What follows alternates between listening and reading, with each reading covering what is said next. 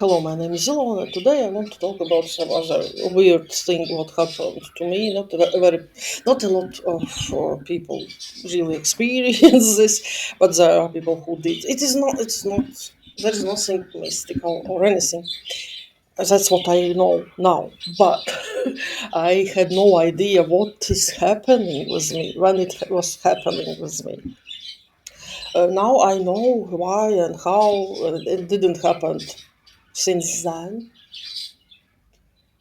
since it didn't happen anymore since it the last time happened. Yes, so it was also that was really interesting time in my teenage years were really something. A lot of different things happened, and maybe there is explanation because yes, I was changing, going through some kind of things. Um, and it could affect I don't know, maybe even brain. I don't know, but yes, let's talk about my experience. Let's talk. Yeah, maybe you also can share with this similar experiences. So how it was for me with sleep paralysis. At that time, obviously I had no idea what it is. We have this kind of uh, we have, I think, basically in a lot of places in Europe and everywhere there are these kind of stories. There is some like kind of how do you pronounce it in English again? Oh my god! About that thing like a demon or whatever who is paralyzing you. And in Latvia, we have this what is called Lietuvans, who is sitting on your chest and not letting you move, and something like that. That was the only thing which I knew at the time. And when you don't have obviously a scientific explanation, then that is a good enough explanation. Of course, I didn't thought that this is literally what is happening, but I could understand what that is because yes, this was the experience I was going through, and I knew that that is what it is. How in folklore it is explained. And yes, one of the reasons which I think why it was happening because I was not sleeping enough. When you don't have a good sleeping regime, it can happen. And obviously, when you are a teenager, you maybe don't sleep how you should. Yes, there was no internet at that time, but I was listening to music on the radio, and sometimes maybe not on the radio. And another thing, I was reading books. I was reading too many books. I could, if the book was interesting, I could read it all night and then sleep at daytime. That probably was one of the problems. But how it started, it was very interesting. At the beginning, it was not scary or anything. It was kind of fun. It felt like some kind of really interesting, this kind of out of body experience, even. I was like flying into the space, into the stars, and there is also this kind of weird feeling in your brain, or like this buzzing, like this kind of tingling. I don't even know how to explain it. And this was like, yeah, kind of interesting, like some kind of, yeah, probably like a trance or something, but I think there was some kind of different word, or I'm making this up now. So yes, this was like that for the first few times, but then later it became more annoying than fun until it was like I was really feeling like I am suffocating.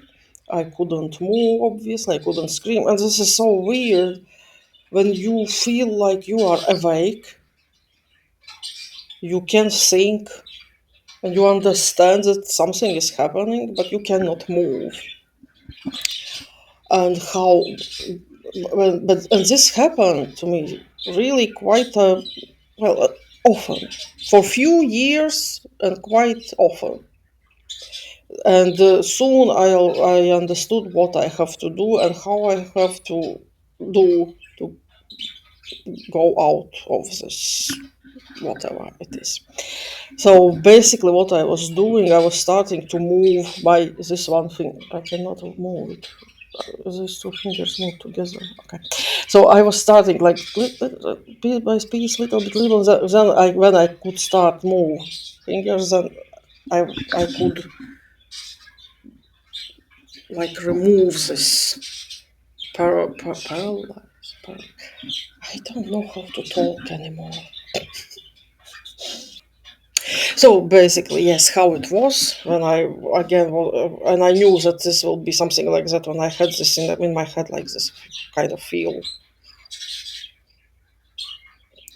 weird feeling, and I couldn't move. And sometimes what was also, I don't know how it happened, but very often it was like I had my the blanket on my face, or I had my face inside of the pillow, and it was hard to breathe, and that was also adding to the panic and everything like that.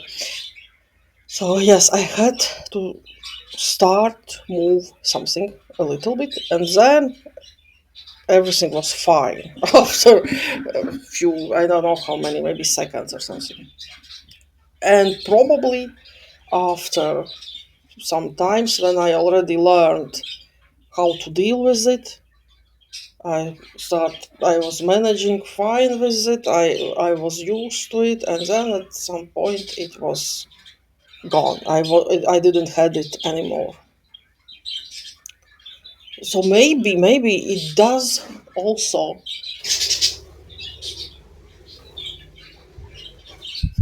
maybe not everybody has this, and maybe you need to be in some kind of specific mental state in order to have it. Maybe, I don't know, at least when I was more worried about that, I had it more, and when I stopped, I learned how to deal with it. I didn't had this.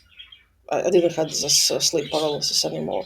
So maybe also not just not sleeping enough is yes, it's one thing, but another thing maybe if you go through a lot of kind of stress and everything, that could be another thing why it could happen. Yeah. Also, what I can say, luckily for me, I didn't had any kind of like weird hallucinations or whatever. Like I know that people who are telling stories that they are seeing something. I didn't saw anything, luckily. It was just I couldn't move, and then and that's it. And no explanation. And nobody can explain me what it is. I was the only person I told it about it, and it was after so many times. I was really kind of what I was thinking of. I was not thinking that this is some kind of mystical thing. I was thinking something is wrong with my health, that I have some kind of health issues. And I told my mother about this, and she was like, I don't know. And this is no nothing. She didn't do anything about it. Like it was nothing. Okay. I guess she didn't knew what that is, or she did, or maybe she knew. I don't know. She didn't said anything about it. What it is? She said she doesn't know what it is. And that's it. And I was not talking about that to anyone ever again. Yeah. Except my daughter, I told this story to my daughter. She never had this. She said she once had something close to that, but that's it. And now I am telling about this here on YouTube. So basically, not a lot of people actually know about that. I had this experience. And well, it is nothing special, I guess. Now, when I think back, it is nothing special, obviously. Apparently, it is not really dangerous or whatever, I don't know. But at that time, when I didn't knew what it is, I didn't know if there are other people who are experiencing it. I had no idea.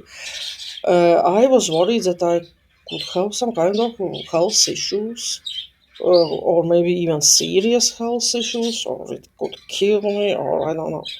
So that was scary at that time, and maybe that part was even scarier than the actual sleep paralysis experience. Yeah, so the problem is that when we have some kind of things happening, when we are experiencing something, and when we don't know what is the cause, why it is, we don't have any explanations. It is really, yeah, it is bad, and it can affect how we look at these things. Because sometimes, well, sometimes explanations can be like kind of reassuring. If somebody told me it back then that, oh, don't worry, it is not nothing special, it works like that, it is because of that, it's okay, you are fine. Yeah, but unfortunately nobody was able to tell me that. That's it, yeah, thanks for watching and goodbye.